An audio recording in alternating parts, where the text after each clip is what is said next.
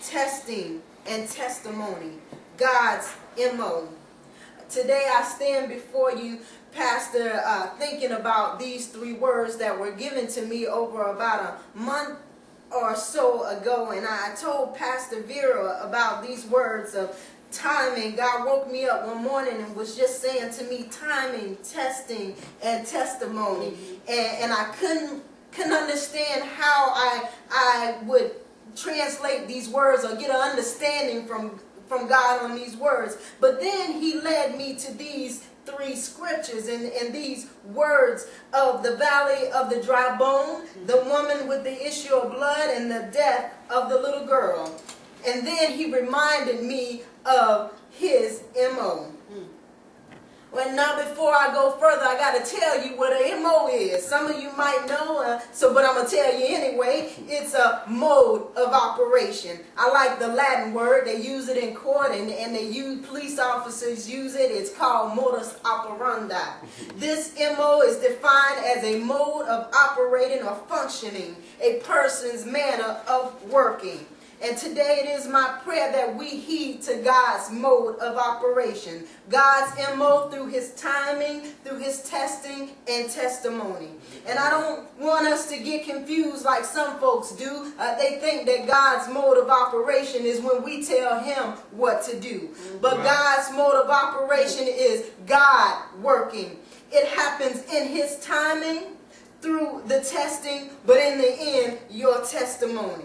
So let's talk here about God's time in his operation here in Ezekiel.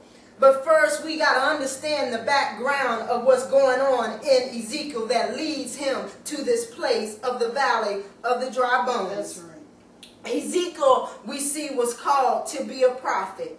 Israel has become a divided nation. The northern kingdom called Israel and the southern kingdom called Judea. The northern kingdom quickly left behind their devotion to God, and God sent the Assyrians to defeat them and to discipline them. Well, the southern kingdom managed to have a relationship with God for a while, but eventually became wicked and idolatrous as the northern kingdom. Well, because of their wickedness, God sent the Babylonians to defeat them and take them captive, the southern kingdom. Now there was a king there in Judea called Jehoiakim. He was subjected as an inferior to Babylon and was under the rulership of Nebuchadnezzar.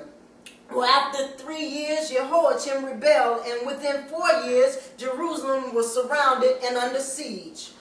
Well, at this time, Jehoiakim, in this critical point, he dies. And then his 18-year-old son takes over Jehoiakim. He becomes king and surrenders to Nebuchadnezzar. Jerusalem was plundered, but the temple was still unharmed.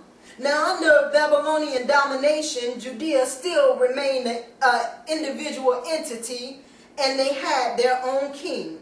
Well, however, Jehoiachin, his officers, the fighting men, the craftsmen, and the archons, and all that were leading men in Judea were deported to Babylon. And this, we see that Ezekiel, during this time, was deported to Babylon with this first group of exiles. Well, during this time, Zedekiah was made king of Judea, and he also rebelled against Babylon. In a desperate attempt to escape, Zedekiah leads his army through a break in the wall at night and fled into the plains where Babylon's army took and pursued them. The king's sons and a large portion of his army was slaughtered.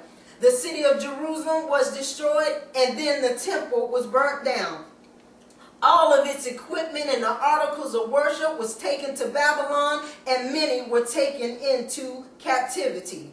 This here is where we find Judea and Jerusalem were no more. Everything, the people, where they placed their hope in had been destroyed. They had become a dead nation, and then they had become a dead people. And here is where we find Ezekiel, which brings us to chapter 37.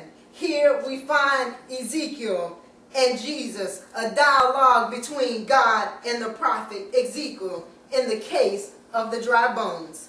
We find this place, it seems like a graveyard. It's like a cemetery. There are dry bones. Here in the valley, there's no future, just bones. No bodies, no breath, no life, just bunch of bones. This can be a symbol for us or some people today whose hope has died or maybe have been dead a long time. Or maybe, just maybe, your situation is not completely dead yet, but you feel that if Jesus doesn't come to your rescue, that eventually you will come to a point where that situation will begin to overwhelm you. But here we see that God takes Ezekiel up in the spirit to this valley. When we read this, you see God's timing. He is getting ready to take Israel out of their situation. See, sometimes God has to take you out of yourself, out from the place where you are comfortable, out of the place that fits just for you. As a matter of fact, it might be a place where you have caused yourself to be. In order for you to see who He is, in order for you to recognize that you can't do anything without His Word, the Word. We see in this valley, it is a place full of dry bones, that is full of death, no life. Have you ever been to a graveyard?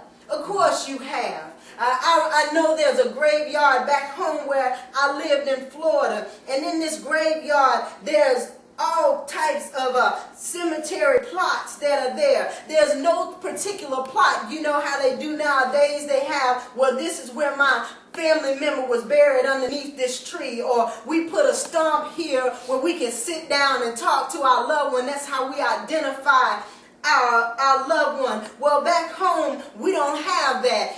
It's just a place full of dead bodies. And what we do when we go to a funeral, every now and then we take flowers and we try to search to find out where our loved ones were buried. And the reason why I say this is because God called Ezekiel to pass round about in this cemetery.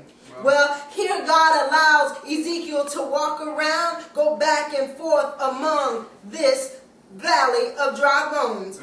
What was it there for him to see? Was it to see that maybe, just maybe, there was a survivor somewhere? No. Maybe it was for him to see that someone might have been calling out. No. He was there to verify that there was no hope and no life in them. That's right. Have you ever found yourself in this place where you begin to find yourself pacing back and forth? You begin to pace back and forth, wondering how your situation or your outcome is going to turn out to be.